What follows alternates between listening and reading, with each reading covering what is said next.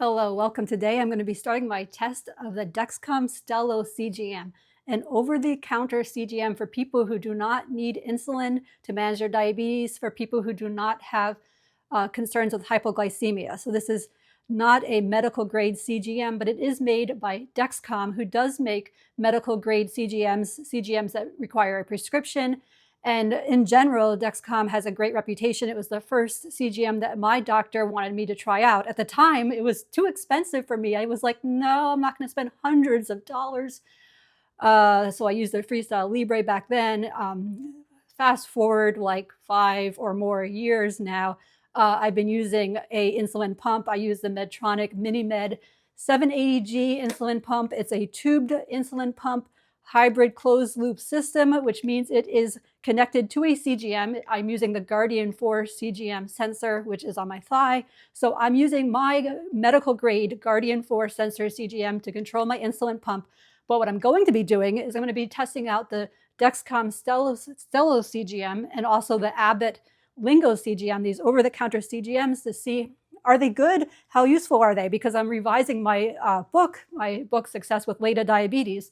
And I really think having insights from a CGM is so immensely valuable. I want to know, are these CGMs over the counter for people who don't need insulin yet? Do they work well? Can I recommend them, right? The price is much cheaper than medical grade. I mean, I bought 2 of these Stelo Dexcom CGMs, a 2-pack for $99 on Amazon. I will put the link in the description. And so this is cheaper than the medical grade CGM that was recommended to me years ago. And generally, as I said, Dexcom has a good reputation, although there is a class action lawsuit for their G7 sensor. Apparently it was advertised as the most accurate sensor ever, and there was really big problems with it, which is really unfortunate. There's too many problems with these things that we would rely on to stay alive. This is not good news that the technology is not better. So I'm really, really hopeful that both of these over-the-counter CGMs are good, but we shall see. Okay, so I got a 2-pack of these Stelo CGMs. They come in a 2-pack.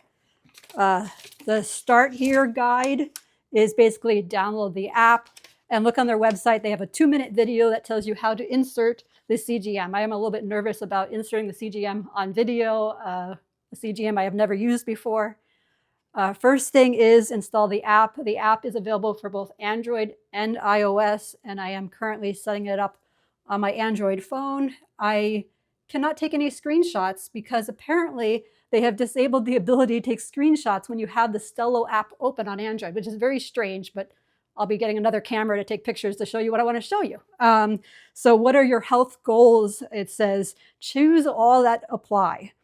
Manage weight, manage glucose levels, resist cravings, reduce disease risk, increase energy, optimize sleep, manage stress, and general curiosity. I'm going to go general curiosity here. What do you want to focus on? Choose all that apply. Nutrition, exercise, sleep, and stress. I'm going to say nutrition and stress and exercise. It's all these things are really important. I don't have too much trouble with sleeping, but yeah, these are all things that really impact your health greatly. Let's find your target range, it says. Target range is where you want your glucose to be for most of the day. Spending more time in target range may help reduce problems related to high and low glucose. We have some suggested target ranges, or you can choose your own. With Stelo, you'll get insights and tips about your time in range, which is the amount of time your glucose is in target range per day. Sound good? Tap next to get started. Let's find your target range. Okay. They let you tell you whether you have type 2 diabetes, pre-diabetes. I'm going to say prefer not to say whether I have diabetes or not, since I'm doing this for comparison only. I am not using the CGM to control my insulin. That is not allowed. This is a CGM for people who are not using insulin. I have a Guardian 4 sensor that is controlling my insulin. Your recommended target range. Target range 70 to 140 milligrams per deciliter. Time in range goal 96% and greater. There is absolutely no way I'm going to get 96% or greater in that range of 70 to 140 milligrams per deciliter. Okay, so it is difficult if you have type 1 diabetes or diabetes where you're managing your diabetes with insulin. It is difficult to get it in that type range because if you get too much insulin, you go low. which is really dangerous, and it makes you feel terrible. You go low, you feel shaky, irritable, anxious, hungry, can be really hungry, adrenaline going, your heart beating fast. Going low is not fun. It's also very dangerous.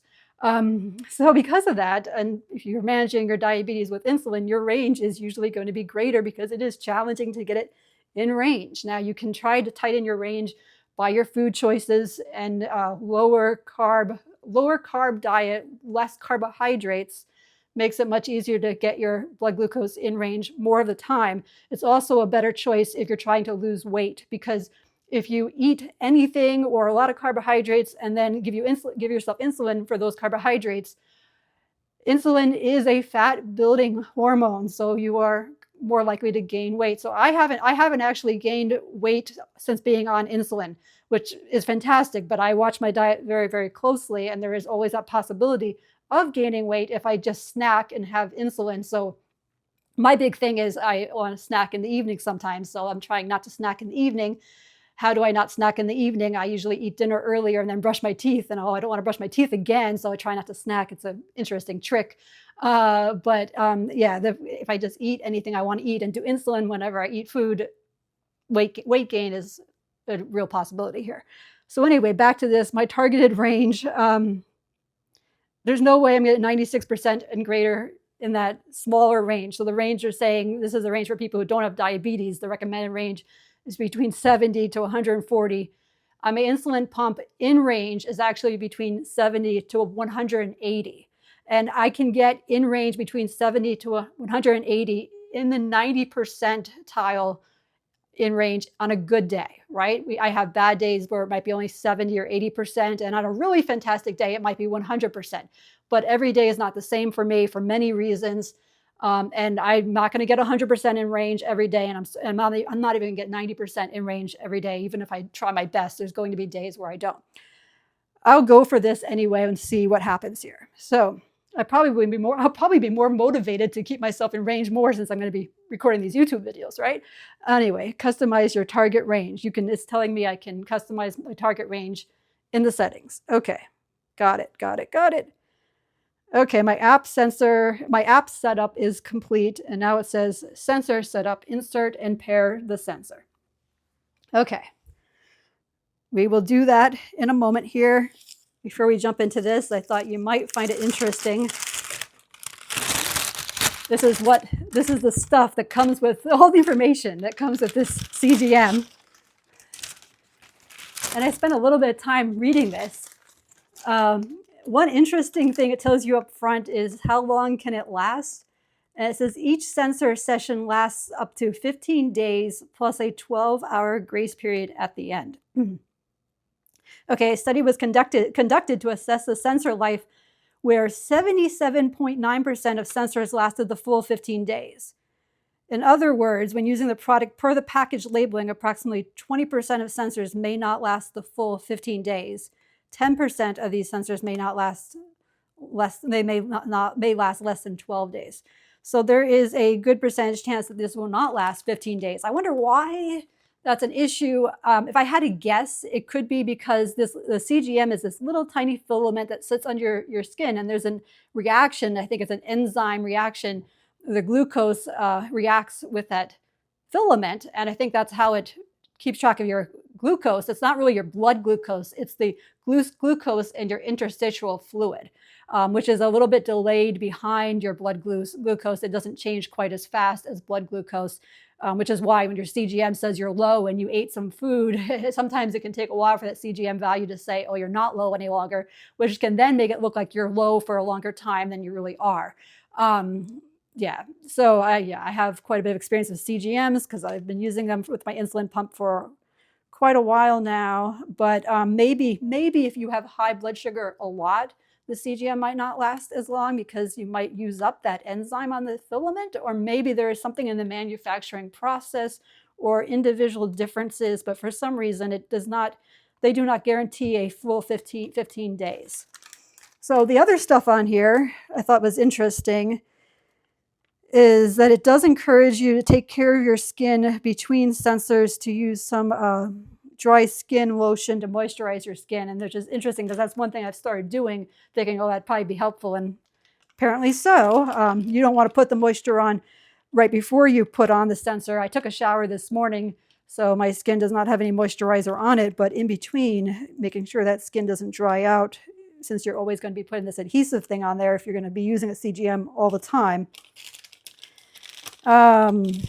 Let's see, the other thing that I thought was interesting is it actually has something about how the Stelo glucose biosensor could be, there could be viruses or hacking if you connect your cell phone to a untrusted Wi-Fi network. So somebody in a comment in one of my videos said that hacking was a concern with CGMs, and yeah, any technology, certainly it could be.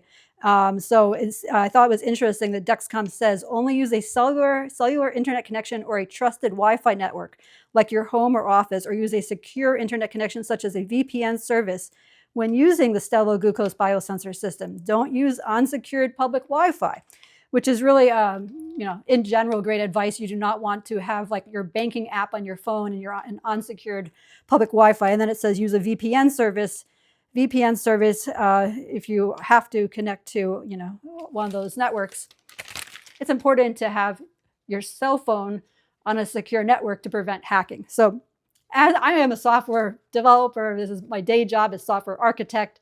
I'm interested in technology, and it's interesting to see what companies say or don't say. Okay, so I watched the video about how to apply this sensor. I'm going to do it on the back of my arm, which is the only location where they say that you're supposed to use this sensor. Honestly, I don't understand why, if you put it somewhere else, why it would not work or whatever. Some CGMs say they can be used on your abdomen too, but this one says back of arm only, and I am a side sleeper, so I'm actually done some preparation here. I am going to be sleeping on my right side for the next 15 days and not my left side. So if you sleep on top of your CGM, you can get a compression low where it will read low in the middle of the night and possibly alarm you, or at least give you inaccurate data, right? So I have my Guardian 4 sensor on my left thigh, and I'm going to add these over-the-counter CGMs on my left arm so that all my sensors, 3 sensors, are going to be on the left side of me so I can sleep on my right side. Okay, and there is a over patch to help keep it on, and the sensor gives you updates every 15 minutes, and I think that's different from the Medtronic Guardian 4, which is every 5 minutes. So this is not going to give a new reading for 15 minutes. Okay. Now it tells me how to choose a sensor site. You don't want the sensor to go into any muscle or bones. You're supposed to have it 3 inches away from any injection site. I do not do injections on my arm. We're good there. Don't put it on a place that has lots of hair, scarring, tattoos, irritations.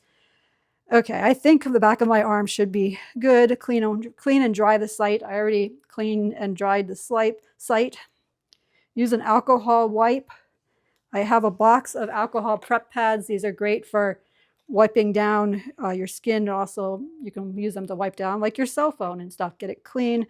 Okay, so I am going to do this. Okay, here's the applicator. You have to unscrew the cap and don't touch inside it. Okay. Okay.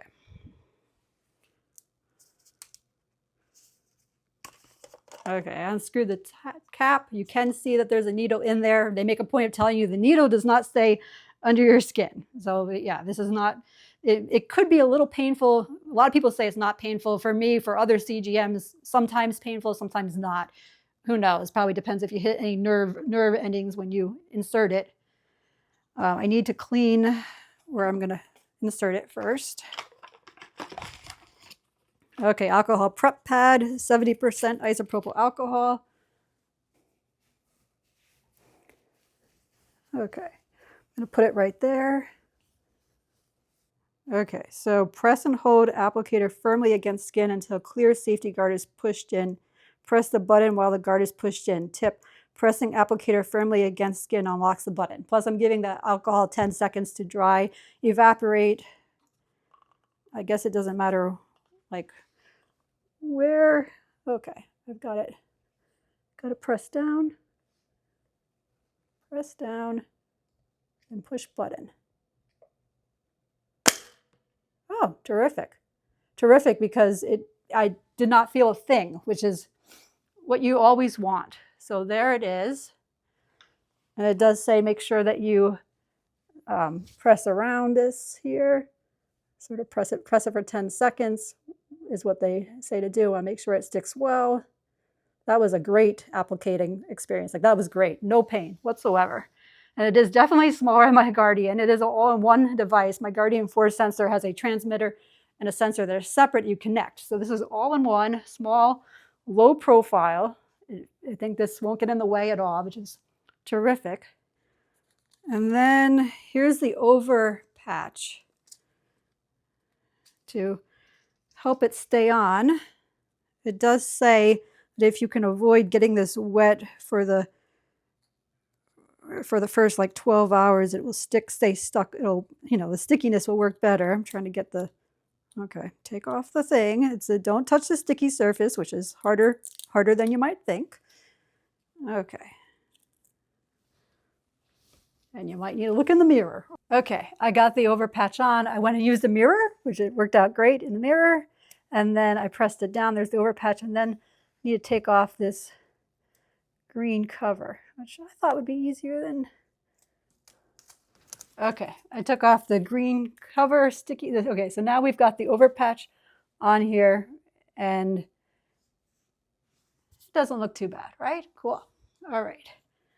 Now let's connect it to the phone, the app. Okay, use applicator, insert sensor, remove applicator. I did that. Oh, screw cap back on applicator. Okay. Seems like a pretty cool applicator mechanism. Okay. We're all good here. We got the over patch on. They've got full color illustrations here on the app on how to do everything.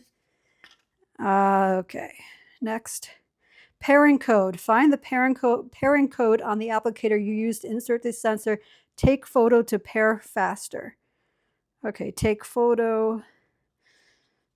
Okay, and there's a barcode here. Scan the barcode.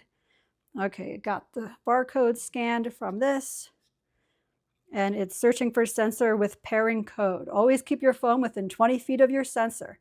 Pair with it. Yes, please pair with it. I believe this is using Bluetooth. Pairing is complete. Okay, always keep your phone within 20 feet of your sensor. Okay, keep your phone with you. I'm going to be using do not disturb mode a whole lot. Okay, sensor warm up. Oh, 21 minutes remaining. Okay, so the comparison has started. Your sensor is now warming up. No readings until warm up is done. So it thinks only about 21 minutes. Interesting. Okay. Okay, so it's been apparently 21 minutes. My phone made a ding. I'm like, what is that? And it says sensor warm-up complete. You are now getting readings. Okay, and this is what it's showing me here. It says 193 milligrams per deciliter steady. Your glucose is above target range. Right now, your glucose is above 140, but below 250. Okay, that's great. Okay, and it just started, so there isn't really anything on the graph yet. So it says 193. Let's see how it compares to my Medtronic MiniMed insulin pump that's using the Guardian 4 sensor. It says 156 milligrams per deciliter. So they do not match. This is, however, the very first day, and typically they say that the CGM gets more accurate after the first day. So I am not going to say it's a bad CGM at all. Let's give it some time. The Guardian 4 sensor, I did just start it this morning. However, I did something called marinate. I put it under my skin the night before, so it had all night to sit in my body fluids, which makes it work much better the first day. And since I'm using the Guardian 4 sensor to control my insulin pump, automatic insulin adjustments are made based on my Guardian 4. It's very important that it's accurate, and I don't want a wonky first day sensor. So, okay, if you're using insulin, which is what these over-the-counter sensors are for people who are not using insulin to manage their diabetes. So they started off not being really accurate. Let me check my blood sugar with a glucose meter to see actually if my Guardian 4 is accurate or not, right? Let's see. So I did another video, a really short 30-second video of how I check my blood sugar. I timed it. It's like 30 seconds from start to finish. It's really fast. Of course, you need to wash your hands first. Wash your hands with warm water. Makes it easier to check your blood sugar. Makes the blood flow out easier. It only requires a very tiny drop. Okay, and in 5 seconds, the meter is going to tell me what the number is, and we'll see if my other CGM is close. 167. So yes, 167 is only 11 points away. So yes, that is very, very close still. And I am going to calibrate it by entering my blood glucose and putting in 167 here, just to make my insulin pump even more accurate. So here we are. The comparison has started with the Stelo CGM by Dexcom. And coming soon, I'll be starting the Abbott Lingo sensor, another over-the-counter CGM sensor. I'm going to compare the apps and the features and the accuracy to my medical-grade Guardian 4 sensor. Please, if this was interesting to you, I'd appreciate a thumbs up, a like on this video. It really helps other people find my videos and encourages me to keep producing content here. And subscribe to get notifications and to follow along with my experiments with how well these over-the-counter CGMs work. And also all my other adventures with Insulin Pump Life. That's my website, insulinpumplife.com. And I have LADA diabetes, latent autoimmune diabetes in adults. I was misdiagnosed as type 2 diabetes. It's been quite a journey. Check out my other videos and my book, Success with LADA Diabetes, for much more information. Thank you for sticking along and watching this whole video. Best of luck to you in the new year. It's going to be 2026. And if this video goes well, maybe you'll be watching this far into the future. And I wonder what has happened with diabetes technology. Has it gotten better now that we have AI that can make everything better? Diabetes technology should be getting way more reliable, right? What do you think is going to happen? Let me know. Please comment. Commenting on my videos also helps boost them in the YouTube search algorithm. I really appreciate if you have anything you can share, positive feedback, negative feedback. Your experience, what have you tried? Are you really frustrated or angry about something? Let us all know. Thank you.